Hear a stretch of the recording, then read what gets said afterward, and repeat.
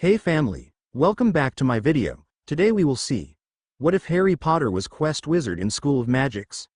Before we start, I would like to extend my sincere thanks to the original author of this story for granting us permission to use it in our YouTube video. Your generosity is greatly appreciated. The author's creation and the original stories link in the descriptions. Please do check that first. Now enjoy the video. Oh gods, Leo mutters to himself when he finally sees another monster, which Festus had detected, surfacing from the North Atlantic Ocean below them. After the Son of Fire returned to Camp Half-Blood with the former immortal, Calypso, on the back of the ever-familiar bronze dragon a week after his supposed death, things had gone pretty smoothly for him for a while. His 6 friends were there to greet, kill, him. The other demigods cheered, hit, him when they saw him, and his cabin mates greeted him with open arms, punches. He'd never felt more loved and accepted, bruised, than he did before that day, surrounded by his very own family. Yet, despite his return, despite his sacrifice, his death, he still found himself tinkering alone in Bunker 9. It had been a lonely 3 months, but it was a feeling which he had sadly grown used to. His friends had moved on with their lives while he was stuck in his past, wondering what to do with his own. It was a bitter pill to swallow.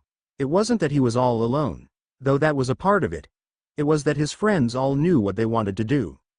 Mist Master Hazel Levesque and Legion Praetor Frank Jong are busy with the 12th Legion at Camp Jupiter.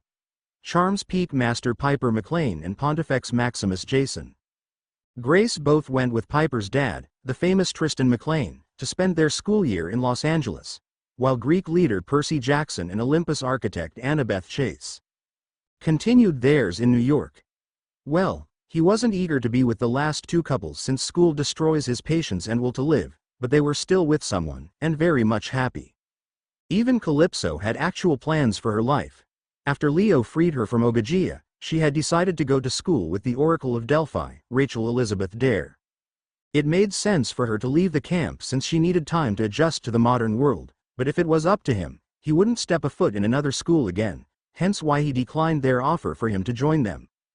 Calypso was reluctant to leave him alone, but he was also reluctant to make her stay with him. No matter how badly he needed the company, Calypso left the camp with Rachel and her dad after he assured her that he will be fine on his own. That lie was what led him to his current predicament outside of Long Island, New York.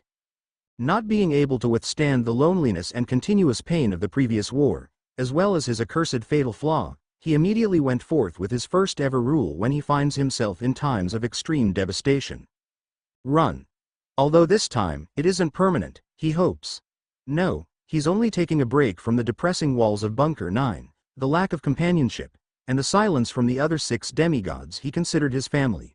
Not permanent. No. It was supposed to be a peaceful break from it all, but since he is Leo Valdez and everyone just loves making his life miserable, he ends up in the middle of the ocean fighting another monster that just wouldn't stay dead. Why don't you just stay in Tartarus, Shrimpzilla? Leo exclaims, remembering Percy's nickname for the beast, as he takes jars of Greek fire from his tool belt. Quickly pulling Festus' reins to dodge another attack, he circles around the sea serpent, cautiously, waiting for his golden opportunity. As it opened its mouth for another attack, he hurriedly throws the Greek fire down its throat. Learning his lesson from his time in the Argo 2, Leo pulls Festus' reins, hysterically yelling at him to fly away immediately just as the sea serpent bellows an almighty cry. A flash of green light erupts inside the beast and finally disintegrates it into golden ashes. And another one bites the dust. Leo cracks, chuckling to himself as he watches the ocean swallow the glittering remains of his beautiful sea combatant. His throat closes up at the sudden awareness that he and Festus are alone, and nobody's there to laugh or roll their eyes at his jokes. He sighs in desolation and pats the dragon's corpse. Hide, smiling encouragingly, for whom, he doesn't know. How about that, Festus? We make a good team, if I may say so myself. As the fire-wielding duo turn to the horizon, Leo shields his face against the sunlight and wonders whether the sun and prophecy god, Apollo, is giving him a glimpse of the future. Light and beautiful. He doubts it, but he isn't going to let that ruin his mood. Loudly, he declares, well, no one's gonna sing about my woes and feelings anyway. Onward and upward, my mighty steed, to Greece we go. Festus lets out a ferocious roar, making Leo grin wider than he ever had in weeks, before finally surging forward.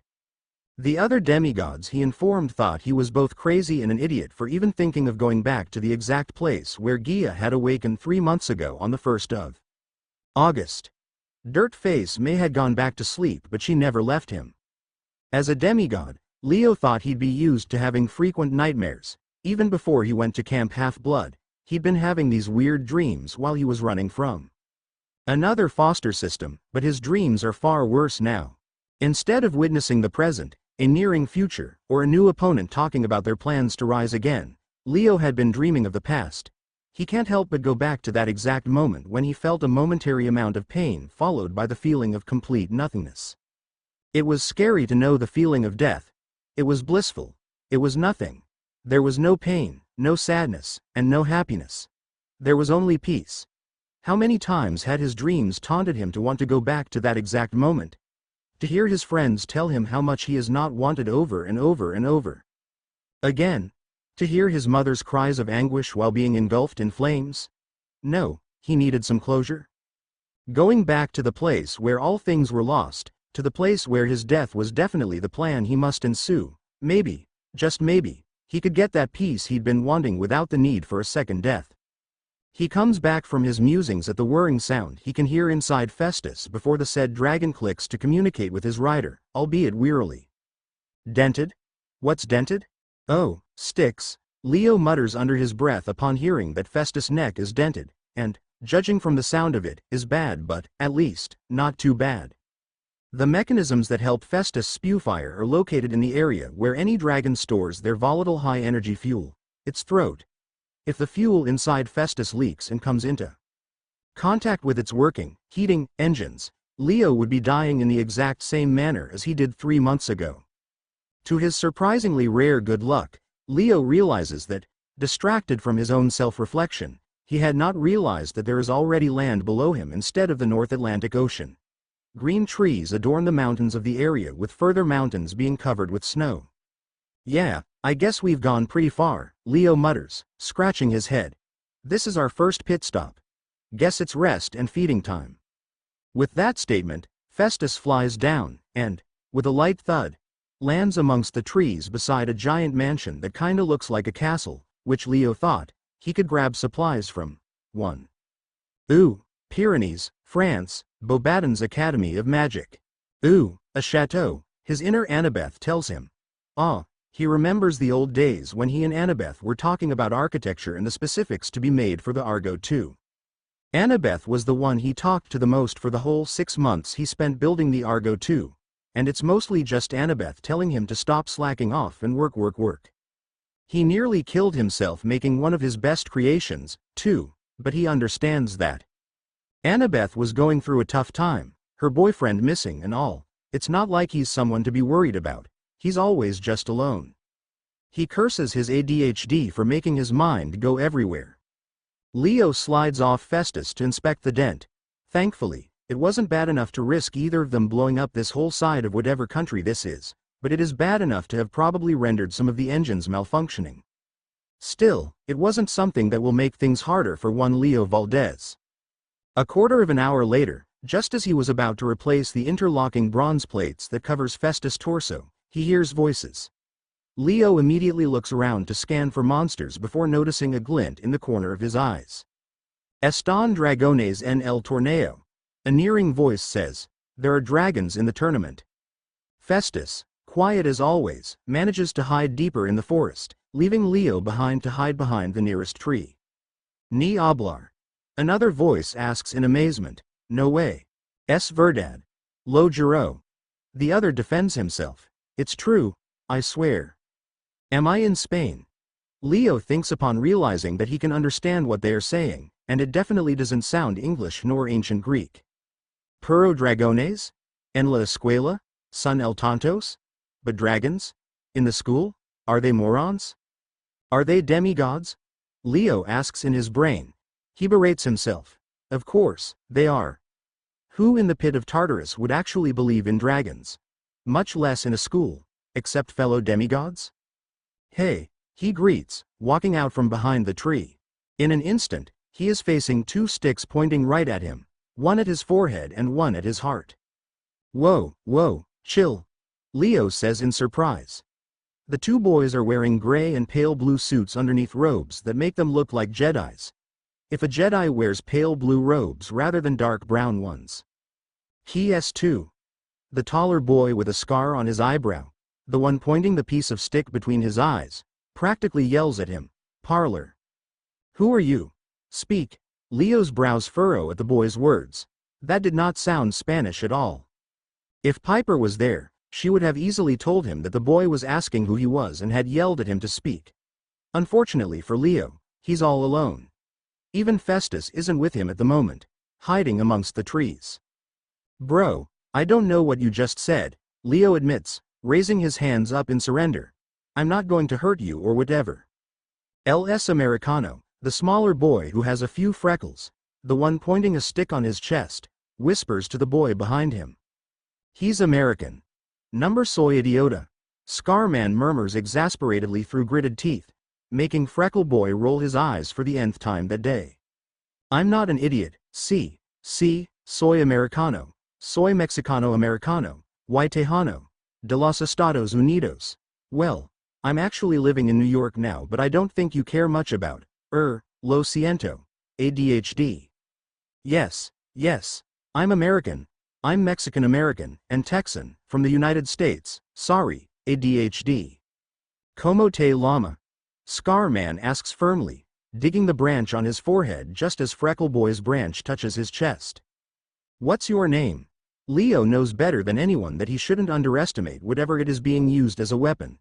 Especially seemingly harmless-looking ones, and these sticks are definitely weapons in the eyes of these two blue-clad boys. Leo, he responds, nearly introducing himself as the supersized McShizzle, but the two both look like they'd kill him on the spot if he dared to crack a joke. What do you want? Scarman growls, digging the stick deeper, making Leo flinch at the contact despite it not looking threatening. Scarman's murderous glare definitely makes up for that. Nada. I swear, I'm just passing by, I'm a traveler, Leo says, unconsciously returning to his accent which he hadn't used since he was little. Nothing. Scarman turns to Freckleboy. Paid etra kiel est un moldu. Maybe he's a muggle. ¿Qué estás haciendo? Freckleboy asks in confusion. ¿Por qué hablar en francés? What are you doing? Why speak in French? Oh, so it was French. If only Piper was. He stops his thought process before he falls down that rabbit hole again. ¿Por qué? Leo interrupts. No entiendo francés, because I don't understand French. They glare at him. ¿Eres los dos fresas? He asks jokingly before he could stop himself. Are you two rich kids? Leo watches as the two boys scrunch their brows in confusion. Solo dijo fresas? Freckleboy asks Scarman. Did he just say strawberries? Yeah, you know, rich kids? Leo says awkwardly. Fresas means strawberries, Freckleboy says before his eyes widen in realization. Oh mis Dieu. You are Mexican, not Spanish. Oh my gods. Oh. Yes, soy Latino, Leo says. English, then? Before I call you strawberries again? And can you stop pointing whatever that is at me? Not until we find out who you are, Scarman hisses. Leo feels he should not call Scarman and Freckleboy as is unless he wants to waste his new life by dying in their hands. What about you? I didn't get your names. The two glance at each other. I'm not gonna do anything. Just common courtesy, you know. I mean, I did just tell you my name. You don't want to be rude and all, right? A pause. I'm Enrique, Scarman finally replies, lowering the stick but still gripping it by his side. This is my brother, Pablo, he adds, gesturing to Freckleboy who also lowers his branch after a few beats. 3. Right, Leo says. Can I ask, where I am? You don't know? Scarem? Enrique asks in confusion. Well, I'm either in Spain or France, that's for sure, I think. Maybe. Am I? How can you not know that? I told you. I'm a traveler. I'm just resting right now. I never really intended to land here, you know, Leo informs them. Estás en Francia, Pablo tells Leo, turning he addresses his older brother once more. Comment savons nous qu'il est un moldu? You're in France. How do we know he's a muggle? Leo bites his tongue before commenting on how rude it is to speak another language in front of him. Deciding that he's spent too much time here already, he decides to ask, "Look, I just want to ask about the dragons. You were talking about dragons in a school?" "Why?" Pablo asks. "What?" Leo stops. "Sticks, what if they aren't demigods? Then again, they did just threaten me with a stick, like it's their sword or whatever. I mean, Percy's sword is a pen, and Jason's is a freaking coin. Mortals wouldn't threaten me with sticks, would they? Are you half-bloods?" He asks instead because it won't be that suspicious to mortals, albeit a bit weird question. With that question, he sees the two look at each other once more and grip their hold on those branches once more. "Yes, we are," Enrique says.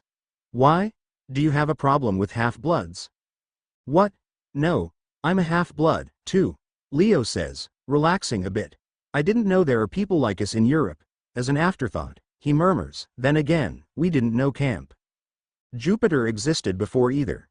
Wait, hold on, one of my half-brothers started the Great Fire of London, Great Fire and Destruction, for..." Shaking his head to clear it, he asks, "So who's your parent?" Enrique looks at Leo oddly before saying, "Our mother is a pureblood. Our father is a muggle." "What's a muggle?" Leo asks in confusion. "Oh, is that how you call mortals?" "Yes." Pablo turns to Enrique. "Tous les Américains ont ils des préjugés?" "Are all Americans prejudiced?" "Je sais pas," Enrique answers, shrugging. "I dunno. Look, you two gotta stop talking in French in front of me. It's kinda rude, you know?" Leo says with a sigh. "I just want to know where the dragons are." "Are you a dragonologist?" Pablo asks. Thinking about Festus, Leo decides to answer, yes?" "Then why aren't you at Romania?" Enrique inquires suspiciously. One thing Leo Valdez had always been good at, lying. He isn't proud of it, but one does all he can to survive the streets. He would have died a million times already from the amount of interactions he had with gangs if he wasn't charming enough for them to keep. One more perk of being the jokester. "Oh, I'm one of the traveling ones, I told you," he replies. "And you're old enough to work there?" Enrique asks skeptically. The fact that he was questioned for his age, "I'm the youngest recruit," he lies smoothly. "I'm kind of natural with dragons. I never get burned." None were lies. Hazel was born in the 1940s, so he's, by year, the youngest of the 7 demigods. He was natural with Festus, and he is fireproof. "So, why are you wearing?" he starts to ask, gesturing at their clothing. "This is our uniform," Pablo replies. "Your school teaches you the Force, then?" He jokes, but neither of them seem to make the Star Wars reference, so he clears his throat awkwardly. "No, our school teaches magic," Pablo says, looking at Leo as if he's an idiot. "Hecate made a school for magic." Leo asks them. "Dude, that is so cool." "Hecate? Who's Heck?" "Look, we don't know about the school's origin, but it's been here since around the 1290s, Enrique replies. 1. Leo whistles. "There must have been thousands of students learning magic. Why does this surprise you? Aren't you a wizard, too?" Enrique asks. Leo notices that the two boys seem to grip their sticks tighter and both have the stance a fighter has before attacking. He has to tread lightly. "Wizards?" Not knowing who Hecate, the goddess of freaking magic, is. Weirded out by the word mortals? "Oh, sticks. They're not demigods, are they? The sticks, magic, robes, holy Hephaestus, wizards, are real? Wait, who am I to judge? I'm a freaking demigod who has fire powers. They're probably descendants of Hecate or something." "I am." Leo lies calmly. "Look." He opens up his hand, letting a small flame come out of his palm. Like a small heartbeat, and making a dance across his palm. He smiles at the sight. To think that he now has full control of his powers, it's pretty amazing, really, how far he'd come. "You can do wandless magic?" The two both cry out in amazement. Judging from the amazed tone, Leo could manage to keep his lie from before. Yeah, I told you. I'm one of the advanced students, got a job early, and I'm really good with fire. Hence, the dragon thing." He puts the fire on his palm out and relaxes when the two finally loosen their grip on their branch, wands. Does Ilvermorny teach all students wandless magic? Pablo asks. Ilver, what? Leo asks. Ilvermorny School of Witchcraft and Wizardry, Enrique replies tensely. Isn't that where you Americans go to school? Oh yeah, right, sorry, didn't hear you, he replies. So, as a representative of the Romanian dragonologist thing. Aren't you called the Romanian Dragon Sanctuary? Enrique asks. Look, man, I'm new to the job, and though I love dragons, I'm not really all-knowing about all this stuff, he lies fluidly, acting nonchalant. Rule 1 to lying. Bad liars are always nervous when they don't have an answer to a question. Act stupid. You get to be more believable. So they do teach you wandless magic at Ilvermorny? Enrique asks. He manages not to look as panicked as he feels since he has no idea what he's even doing anymore, but he can put pieces together. Okay. What do I know? Wizards are real. I got to ask Annabeth and Chiron about this, but that might take a while since. Wait, off topic. 1. Okay. Wizards are real, but probably descendants of Hecate. 2. They have schools all over the world to teach magic. 3. There's a magic school in America called Ilvermorny which I gotta check out one day. With Hazel and the others, but they don't seem to know much about the school, so I can just use Camp Half-Blood as basis. 4. They use actual magic wands. 5. Not using wands are cool and rare, which means I can still use my powers, but I will hog the spotlight if I do. 6. They actually wear robes, like legitimate robes. Boy, do I want some robes, too. It looks so awesome. 7. I don't think they believe in ancient Greek myths as much as we do, but they are aware of it. Burnt out belief to them, I'm guessing. 8. They have a sanctuary for dragons in Romania, which is so cool and I have to go there immediately. Screw Greece. 9. How do I keep the lie? With a sigh, he tells them. No, I'm a special case, he replies. First one who can actually use fire without help. He scratches the back of his head as he thinks more. I have siblings and friends still in school, but I was allowed to leave to have fun with dragons in Europe. Technically, again, they aren't lies. He is a special case. He is the first one after centuries to use fire without using rocks or lighters or whatever. He does have siblings. His friends are in school, and he was allowed to leave and have fun with Festus, a dragon, in Europe. It's scary how good he is at lying, but he has been doing it all his life. Anyway, I got lost while traveling, so you told me about dragons in a school? Yeah, at Hogwarts. The school up in Britain, but they're only bringing 4 of them there for the tournament, Pablo replies in excitement. What tournament? The Triwizard Tournament. Leo can practically hear the don't be stupid, you idiot, after Enrique's words. We don't have those in America, I don't think, Leo replies. Not a lie. They have chariot races, demigod trials, and other weird dangerous things, but he definitely hasn't heard of a Triwizard Tournament. Right, Enrique says, believing him. Yes, some of the students are actually going there tonight, but we're not old enough for the tournament. Wait, what school are you in again? I don't really know European wizard schools. Leo asks for more information, keeping an easy smile on his face. Académie de Magie Beauxbatons, Enrique replies. Beauxbatons Academy of Magic in English. 1. I heard there are hundreds of dragons kept in Romania, is that true? Pablo interrupts them and Leo blinks for a few moments before replying. I haven't really counted them, but there are definitely more than you can count, he replies. He is both impressed and ashamed of how good he is at lying. Then again, he needs information and he doesn't want to be blasted off with a magic wand, although that would probably be the coolest thing ever. Speaking of Romania, Leo starts, I better go, get trained at the Romanian Dragon Sanctuary, and, don't want to miss the tournament. Whatever a tournament is, anyway. How are you? They ask before Leo walks over to them and snaps his fingers in front of them. You are not going to follow me.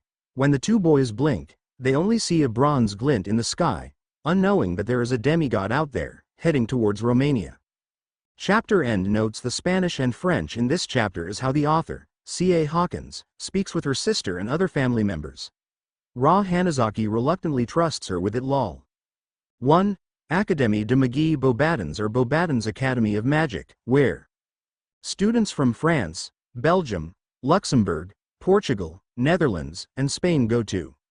School, built in the 1290s, is located in the Pyrenees Mountains in France, which is near the south border of France, nearing Spain, and just beside the North Atlantic Ocean.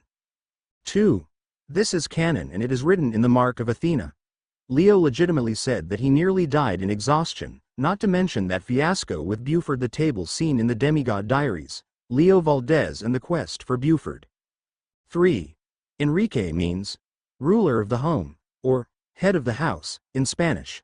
Pablo means small, in Spanish. 4. Before Leo, the last person given the gift of pyrokinesis, gift of fire, was Thomas Fainer, who caused the Great Fire of London in 1666. Romania sends Leo elsewhere. Chapter notes. See the end of the chapter for notes. Carpathian Mountains, Romania, Romanian Dragon Sanctuary. Ooh, it was busy. No, scratch that, it was hectic. That was the first thought that popped into his head. Everywhere you look you could see people running to and from places holding the same sticks, wands, that the two blue-clad boys from that French school with a complicated name had. Standing at the edge of the reserve and watching the restless sanctuary, Leo couldn't help but compare it to their journey to Romania. It was surprisingly easy, he found, since he was somehow able to sense where the dragons were.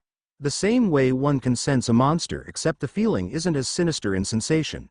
As they got closer to their destination, to Romania, the connection, whatever it was, grew stronger until they could finally see the place that they had been heading to. Surprising enough though, the dragon sanctuary was enclosed with a faint bubble of something which was not that different to the mist.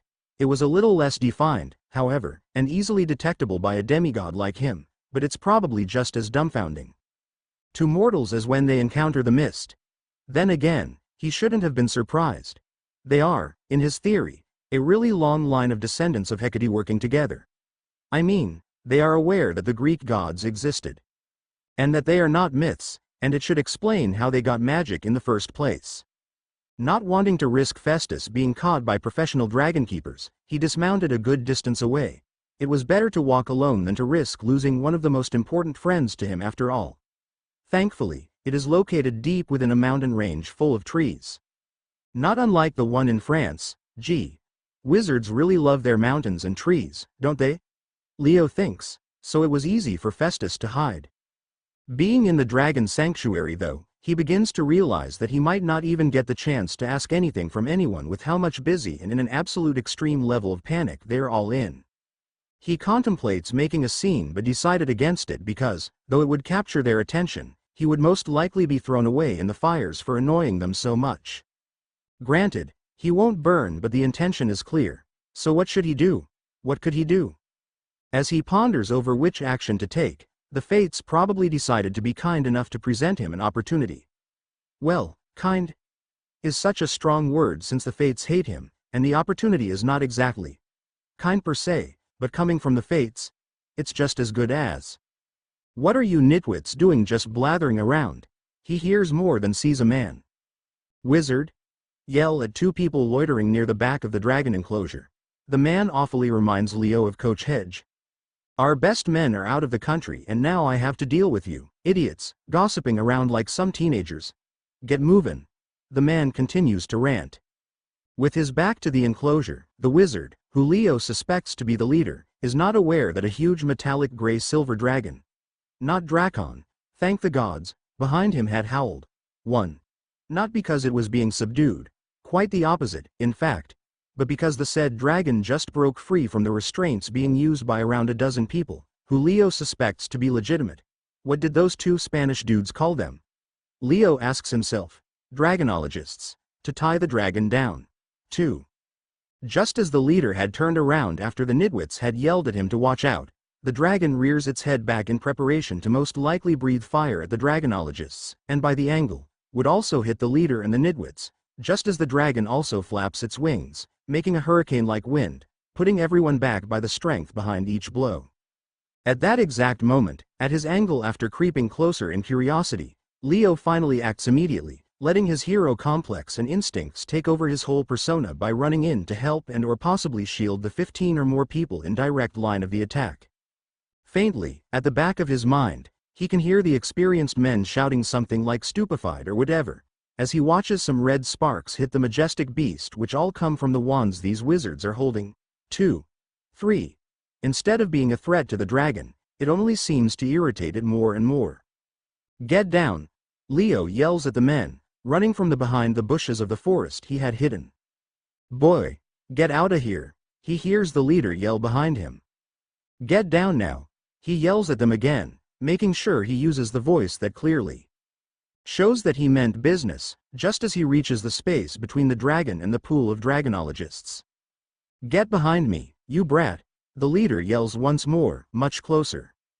When he feels the man touch his arm, Leo grabs both his arms, twisting the man enough to lessen his ability to grab him as well, before throwing him back to the other surprised dragonologists with force, actually making all 4 of them fall down to the ground after their leader just fell on top of them. 4. Leo wants to apologize, but there's no time for that at the moment. "Kid, get out of there," he hears them all yell again. He never got to reply since the dragon finally bows its head to face them. He hears the screams of the men, yelling, "Get behind us! Take cover, run!" behind him. He's touched at their concern, but right now, he has a majestic beast to deal with. Leo spreads his arms out, looking at the dragon's deep red eyes, reminding him of Festus' ruby eyes. Just as it releases a stream of fire 16 times hotter than boiling water. 1. Aiming at all the dragonologists with Leo in between. He hears everyone yelling, "No! The boy!" and a stream of curse words which surprised Leo at their creativity. After that, silence. Seeing a boy get fired up by a dragon probably shocked them. Whoops. Leo thinks, forgetting for a moment that his fire abilities is still not normal even amongst these people, even if they were from magic. Meanwhile, the dragonologists all look away, frozen on the spot, all waiting for their own incoming deaths with the weight of guilt on their shoulders after witnessing a small boy die through fire because of their carelessness and their inability to get the job done. Unbeknownst to all of them, they were all thinking the same thing. At least, the guilt from negligence is brief, as they all await hell. You can imagine their confusion when, instead of hearing anguished screams of pain from a boy dying by fire, they instead hear a simple grunt and a small shout of, "Oh man! You're a strong one." As they all look up, confused on how they were not barbecued, they see the fire from the beast surround them in a perfect circle, as if someone made a ring of fire around them, completely missing them. In front of them, they see the boy with his hands raised sideways, both hands slightly shaking and moving closer to his own body as if he is pushing 2 walls on his sides that are squeezing him alive. They watch as the mysterious boy screams and throws his arms sideways with the ring of fire being pushed away by a sudden invisible force before fading away into the cold air as if someone closed their fist around a flame. When the fire subsides, they are met by the confused gaze of the dragon, staring at the boy who had bent down to place his hands on his knees, panting as if he just went for a run, before straightening himself up.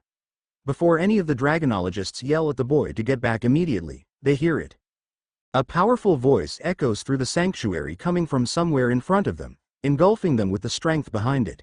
It may not be immensely deep as if it is from an old bloke, but as if it just reached the peak of its puberty.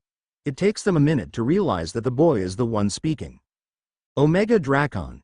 Enon died ale kakier miss," the boy firmly proclaims to be heard, much to the confusion of everyone, including the dragon. Pronunciation. O Dracon. Non didlkai carry miss. 5. O dragon. I command you to stop this reign of terror. Meanwhile, to Leo, just as he flicks his arms and hands to push the fires away, he lets out a breath of exhaustion, placing his hands on his knees and momentarily looking down to collect his breath. This dragon is just plain angry, he realized. Leo looks up to look at the majestic beast, staring at him in confusion the same way Festus had looked at him the first time he tried to fry Leo a year ago. Finally, he straightens himself up immediately to stare at the dragon in the eyes and feeling something akin to fear coming from the dragon. Still, he doesn't want a repeat of whatever in Tartarus just happened. "Dude, listen to me. You gotta calm down," Leo tells it loudly. What shocks him, as well as the people behind him, judging from their gasps of surprise, is the fact that the dragon cocks its head before letting out a small puff of smoke before dropping its mighty wings and bowing its head in submission to Leo, of all people. Is it because he's made of fire, too? He never expected the majestic creature to actually understand him, let alone obey him, but somewhere deep inside him, his instincts are telling him to just go on and keep talking, and that it will most likely work. Hoping for the best, he addresses it the same way as he would Festus. "You're not actually dangerous, are you?" he asks. "You just don't want to be tied down," he adds, slowly approaching the dragon with his hand outstretched. He can hear the cries of the men behind him and see a spark hit the dragon in the face, making it roar once more, getting ready to fire. Leo looks behind him, growling at the dragonologists, "Stop hitting the dragon," before turning back to the dragon with his arms raised in front of him as if calming a panicking horse. "Calm down, you," he tells the dragon, which makes it pause with its action and go back to its calm demeanor earlier. Not wasting any more time, Leo removes the distance between himself and the dragon as slowly as possible with a hand outstretched. It wasn't long before he feels the nose of the dragon, nudging at his hands and leaning on his touch, cold in contact, which is a spark. Contrast with the hot breath emitting from the beast, engulfing him in warmth he himself feel more used to. Oddly enough, it feels like home, as if he was either at the forges or near the bonfire at Camp Half-Blood, making him all the more melancholy, remembering that he left his home after being ignored by his own family and being stuck in the past, seeing dead bodies of his old friends appearing on the ground every time he walks along the camp. As he thinks more and more about this, he doesn't realize that he had unconsciously laid his head on the dragon's long scaly snout, hugging it, just as the dragon itself closes its eyes to lean closer to the son of fire. Meanwhile, the dragonologists are gobsmacked. They all look at one another as they all realize that this small kid had just inadvertently saved all of their lives. Actually tamed a dragon, something that was legitimately deemed impossible since a dragon, especially a Ukrainian ironbelly, can never be tamed and needs more than a dozen wizards to stun it, by stunning it at the same time, and spoke in a powerful voice that does not sound the same when he speaks in English. 1.5. Leo, on the other hand, comes back to reality when he hears the loud voices of the men behind him, all wondering aloud on who he is, yelling at him that he should get out of there right now, and questioning anyone near them on what happened and why he isn't dead. The dragon doesn't pay them much mind as it finally lets its head rest on the ground, completely purring at Leo and letting out puffs of smoke whenever Leo stops stroking his scaly snout. "You shouldn't be in chains at all," he tells the dragon quietly, looking at parts of the restraints still on the body of the said dragon. Using a concentrated amount of fire, the color of the fire nearly turning blue, Leo uses it to remove every single restraint still clamped around the dragon's legs, tail, and neck, giving it more freedom. Meanwhile, the dragonologists start yelling at the boy on what in Merlin's name he is doing, because he has no idea what the dragon could do to anyone it comes into contact with, and those ropes and chains took a long time to put around the dragon in the first place. The leader, on the other hand, stays standing at the center, looking at the small boy in surprise as he uses elemental wandless magic to remove the binds around the large dragon, yelling, "It! It! Which he still doesn't understand. Pronunciation. Ethi, Ethi, Ethi. 5. Flee, flee, flee. Leo, on the other hand, goes completely confused when the dragon only gives him a sad note after he kept yelling, "Run! Go away! Go!" for once, not obeying. Instead of flying, which Leo had suspected the dragon would do, the dragon steps back a bit and looks at Leo in the eye before gently turning towards the cage. For some reason, Leo immediately understands that the dragon wants him to follow. As they both enter the cage, with the dragon lifting a wing for Leo to squeeze in, he finally sees it. Dragon eggs. The dragon had eggs to protect, and counting the number of indents in the cage, some are missing. 2. "Your eggs are missing?" he asks the dragon behind him. The sad huff from the dragon was all the answer he needed. "Don't worry, I'll find out what happened." At his statement, the dragon nods its head and lies down at the entrance, curling her body around the remaining eggs, protective and distressed. Letting his hand roam the scales of the dragon one last time, Leo finally walks out of the cage and towards the tamers gathered around at the edge of the closure, still talking amongst themselves in a heated argument. Because the gods hate him so much, They decide to trip him to humiliate him. This is totally not because he is a clumsy human being. No. All the dragonologists look at him at the same time as he lets out a small curse in Spanish. Every time he doesn't ask for attention, he always gets it. Leo scratches the back of his head awkwardly, switching his glance from the dragon to the keepers, all staring at him in awe and some in fear. Look, the dragon just misses her eggs. She's angry and she just wants her children back. I just want to know what happened, and if there's a way to bring them back. She's actually very gentle and nice, but, from what I've gathered, no one wants to anger a mother by taking away her children. Much to Leo's annoyance, they all just stare at him. I guess I'm sorry. I'm sorry. What are you sorry for, kid? The leader asks, moving forward to stand in front of Leo, who is proud to say is the same height as the man. You just saved us. Leo glances at the other men who seem to look uncomfortable at the fact that a teenager like him could save 15 adults from a freaking dragon. Their leader, however, may look intimidating, especially with the scars on his arms and face, but the look in his eyes show a gentleness and fatherly vibe, like Chiron. It's nothing, Leo replies awkwardly. Yes, before, he would grab every opportunity to brag about it with the other 6 demigods, but only because the 6 demigods had done more impressive things than he did. They're much more amazing. They're much more brilliant. Talking to a dragon and handling that much fire were nothing compared to saving Olympus, defeating a titan, or earning the blessing of Mars. It is nothing compared to putting Gaia to eternal sleep, being the architect of Olympus, and a favorite of Hecate. He's just good ol' Leo, alone in a bunker, making jokes and having not one problem in his life like some prince of laid-back idiots. It's not nothing, kiddo, one of the 2 nitwits, both of whom had also moved forward to stand behind the leader, exclaims. I'm Leo, he finally grumbles, not liking being called a kid. Ah, a name then, the leader says. I'm Alex. He gestures to the man on his left. This is Croc. He gestures to the man on his right. This is Ford. 6. Alex looks at Leo intently. The others behind me are some of the best dragonologists in the continent, but what you did was amazing. How did you know what to do? Alex asks. At the question from their leader, this probably triggered everyone else to start asking him questions. Never mind that he could probably be exhausted after doing so many things at once. Okay, it's not really that tiring, but he hadn't had that much training after coming back from the dead since he spent more time in Bunker 9 sitting on his desk and building smaller things, but he might have been exhausted. You're American, too? Leo asks Alex instead, flustered. Huh? Oh. Yes. You're from Ilvermorny, too, then? Alex asks, and Leo reaches back to his brain and remembers that Ilvermorny is the American wizard school. Yeah. Definitely, dropped out though, he adds. Been too much of a pain in the backside to the school, apparently. Another rule to being a good liar. Add hints of truth, bonus points if they're embarrassing. Because people would more likely believe it since you shared something so personal, but nothing that makes it too personal and fake. Choose your white lies with caution and precision.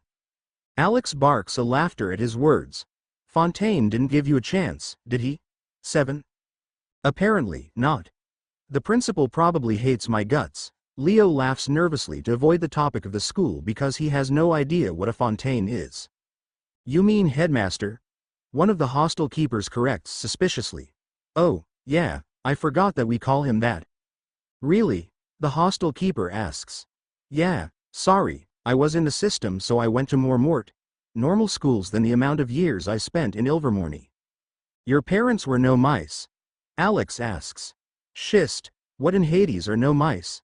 Leo starts to panic at that, but thankfully, Ford unintentionally saves him from making an idiot out of himself. Probably not, he says. Also, call them muggles, not no mice. Stop being such an American. Ford rolls his eyes, which earned him a hit on the back of his head by Alex, making Ford apologize profusely and indignantly. Besides, he adds after apologizing, the boy's too powerful to be muggle-born. Oh! Croc exclaims indignantly. I'm just as good as you were with magic even though my parents are both muggles. Proud muggle-born forever. Ford sighs in reply. I mean, moron, that the boy might have had some heritage that made him more powerful than any wizard. Even a bloody pureblood like me. He just saved our lives without a wand, you know. Leo files the information in his brain. Muggles are basically mortals, people with no magic, or aren't demigods. Americans call Muggles no mice. Apparently. Muggleborns are wizards born with Muggle, no mag, mortal parents. I assume half-bloods mean one has magic and one is mortal. Muggle, whatever. That man said pureblood, which I assume both parents are wizards. Oh sticks, that is disgusting. Descendants of Hecate actually married each other? System? Alex asks in curiosity, bringing Leo back to reality? Leo doesn't have to pretend when he looks down on the ground and shifts uncomfortably from one foot to another. Foster system. Third rule to being a good liar. When you make a mistake, give one real uncomfortable truth to make them drop the subject. Bonus points if it could get them to sympathize. Croc hits the hostile man's head. Now, you've done it, Sterling. It's all right. Leo laughs nervously. Hey, I probably went to more foster systems than I ever did spending time in no-mag schools, he adds, using the slang word immediately for effect. How can you spend more time in foster systems? Sterling asks. Stop being such a right bastard, mate, Ford warns. Leo licks his dried lips. Can we not talk about that? He laughs nervously, unconsciously touching his suspenders when the haunting face of his abusive foster mother, Teresa, enters his mind. 8. Croc hits Sterling at the back of his head again. I should let the dragon burn you or something, he tells Sterling, making the latter scowl. Speaking of fire, Alex begins once more. How'd you do that, earlier? He shrugs. I guess it's a mixture of instinct and experience. What do you mean? Someone else he doesn't know asks, making everyone else stare at him. Which is seriously creeping him out. Well, I kinda already encountered a dragon before, so I knew what it was about to do. Did it to me earlier, too. Hold on a minute, the same hostile keeper starts. What are you even doing here? The wards were made strongly around this area. You're not supposed to even see what's inside, let alone get in. Leo's heart sinks. How is he supposed to get away with this now? I didn't feel any wards or whatever, but it was kinda blurry. Okay, I admit, so I got curious. He shrugs. There wasn't much magic around. I guess I know why you're secluded from human civilization now, I suppose.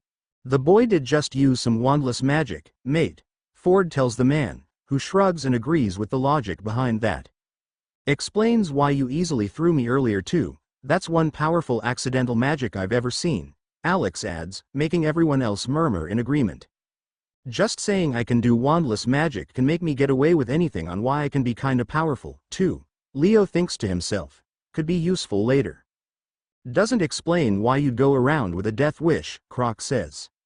Leo winces. I was just here for some questions, all right?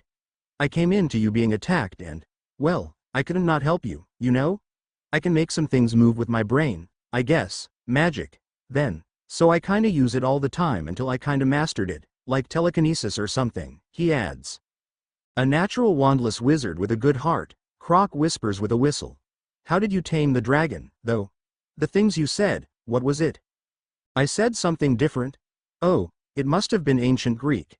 Leo tries hard not to think about the fact that he didn't really do anything special, and that anyone from the camp can tame a dragon since they all speak ancient Greek.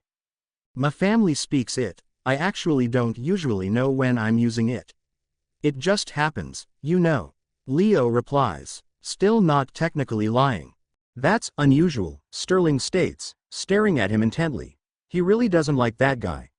Leo wonders why he won't just stay back and watch like the other dragonologists as he talks to Alex. It's almost unnerving how simply being stared at by Sterling can make Leo want to say the truth. Guess it's hereditary, Ford suggests. What, like parcel tongue? Sterling asks. Well, dragons are reptiles, too, so it makes sense that they have their own exclusive language with people, too, Ford reasons. What's a parcel tongue? Leo asks. Parcel tongue is the language of the snakes. Parselmouths are those who can speak to snakes using parcel tongue. They're incredibly rare and only the heirs of Slytherin can speak it. Croc answers. Slytherin? Leo asks. What? Salazar Slytherin, one of the founders at Hogwarts. That's the school in Britain, right? Alex sighs. I'll take over from here, he tells everyone else. One American to another, you're hounding the boy with information. Come on, kid, I'll answer those questions you came here for. Get to work, he yells at everyone else sternly, making Leo's hair stand on edge at the sudden firmness from Alex's voice. Alex walks away from the now dispersing group and Leo follows him. So, kid, I'm guessing you didn't have a nice childhood. You have no idea, Leo interrupts. But rest assured, you can ask me anything you want. You came here with questions, right? He asks and Leo nods. I wanted to know more on how dragons breathe fire, their anatomy, and how good their forces and strengths are, everything. Alex blinks.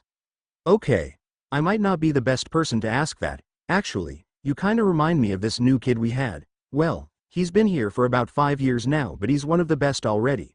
Loves dragons to death, that kid. Maybe you should ask him. Oh, shoot, I forgot he left. He left? This place? Why? Leo asks disbelievingly. Well, not left. He and some others went to Hogwarts. Leo looks back to his conversation with the brothers in France. I heard there's a tournament, there? He asks. Alex nods. Yup. I don't know what the hell they're thinking, actually. Making kids fight dragons? He shakes his head. Leo bites his lips before saying that demigods fight things worse than that at the same age, but then again, these are wizards, descendants and not direct demigods. If you want more information on dragons, you should ask Charlie Weasley. I heard he once talked to Newt Scamander as a kid. Not interested in anything except dragons. I think you two would work well together, honestly. You're gonna have to wait for a while, though. Leo shakes his head. No, it's fine. I'm actually a traveler, he says. Going around the world and all that. I'm having some fun. Are you a runaway, then? Alex asks cautiously. Leo nods. Ran away from 6 foster homes, but I've been into more foster homes because I got moved a bunch of times. I got into so much trouble. What did you do to get kicked out of Ilvermorny? Alex asks. Leo shrugs. I did a lot of things. I blew up, you know? Got some people a bit angry, had some enemies and all that. Explosions can kill people, you know? Technically, he wasn't answering Alex's question, he was describing the war. Doesn't sound like the kid who just jumped in front of a dragon to save grown old men, he comments. What can I say? I'm unique, that way, Alex chuckles at that. So who's Salazar Slytherin and why do those people act like he's the devil or something? I heard he never accepted Muggleborns and Muggles at their time, but I don't know, I'm not a Brit so I shouldn't really talk much about it, but I don't think Slytherin's much at fault, you know? I mean, I'm not saying he was right, but there were witch trials at the time, they burned wizards. For a time, wizards and witches were scared of fire because of that. 9. Leo finds himself paling. Wizards and witches were scared of fire. All his guilt and insecurity with his fire are slowly seeping through his body and he wills it not to. Still, besides Slytherin, there are other houses. Gryffindor for the brave, Ravenclaw for the wise, and Hufflepuff for the loyal, and Slytherins are for the cunning. Between you and me, all of them base everything on names and houses and such. Good thing we're from Ilvermorny, Leo chuckles nervously. Yeah, speaking of, what's your house? Me. Yeah, I'm a Thunderbird. Panicking, Leo replies, oh, me, too. Before Alex replies, he adds, anyway, I seriously want to learn more about dragons. Do you mind telling me where Hogwarts is? Maybe I could go talk to him. Yeah, we actually have a map here, just in case the others need backup for the tournament. Come with me. A few minutes later, Leo is on his way to Hogwarts with a map whilst several dragonologists wonder why the Ukrainian ironbelly has no chains, and why some of the trees surrounding the area are singed. Chapter End Notes. 1. The Ukrainian ironbelly, according to the wiki, has an immense wingspan, long talons and metallic gray-silver rough scales said to be as hard as steel. It was the largest breed of dragon which reaches up to 6 tons, with deep red eyes. The ironbelly can produce jets of flame up to 3,560 degrees Fahrenheit, 1960 degrees Celsius, over 16 times hotter than the boiling point of water. 2. According to the Ministry of Magic, dragons are level XXXXX beasts. They are said to be impossible to tame or domesticate. Dragons cannot be subdued easily, for spells have less effect on them due to their strong scales and resistance. However, when hit in the right spot, or hit by multiple spells at the same time, they can be subdued or, at least, weakened a bit. According to Newt Scamander's book, dragons don't put their eggs in nests. 3. Stupefy is the stunning spell, which renders the target either unconscious or dazed. It manifests itself as a jet of scarlet light. 4. As stated in the wiki, being a demigod, Leo is stronger than a regular mortal. Although he has a small stature and is definitely the weakest male demigod of the 7. Indicating Leo is pretty weak for a demigod. However, Leo has been shown to be quite a lot stronger than he looks, as he used 2 silver-tipped blacksmith hammers to smash full-grown monsters that got his way. 5.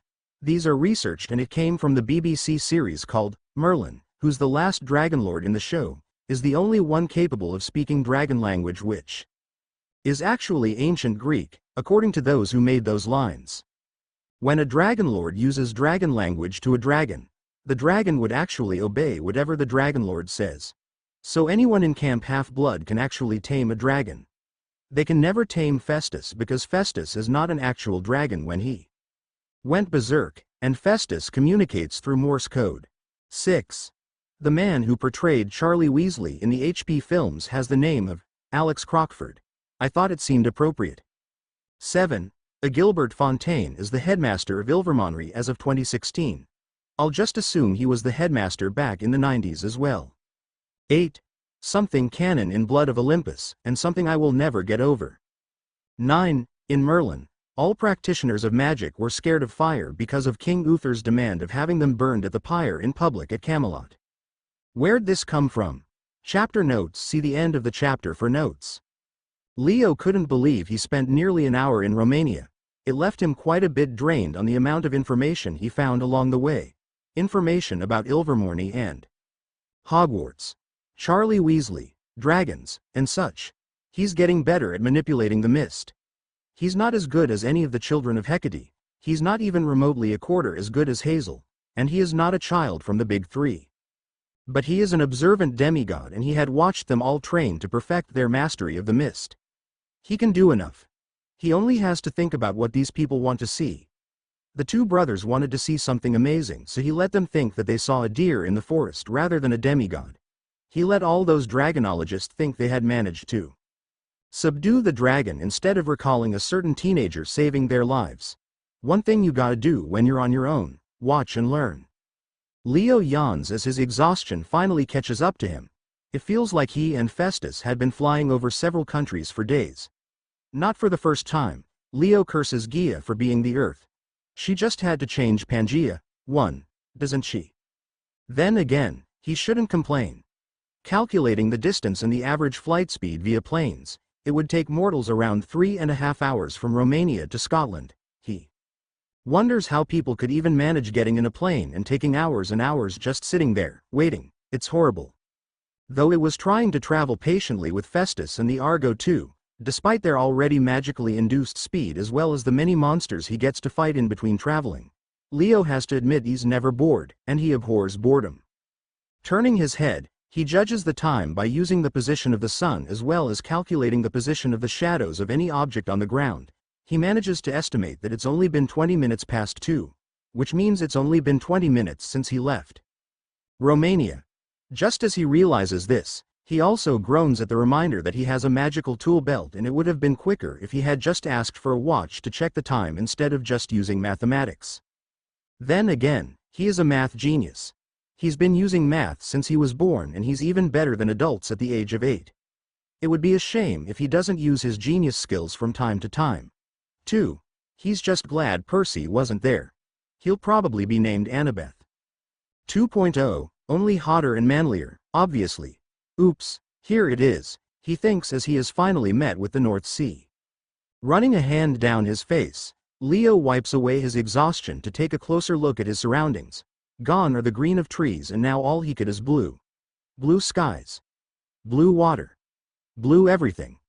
Percy would have loved this, Leo thinks to himself. That guy seriously loves the color blue.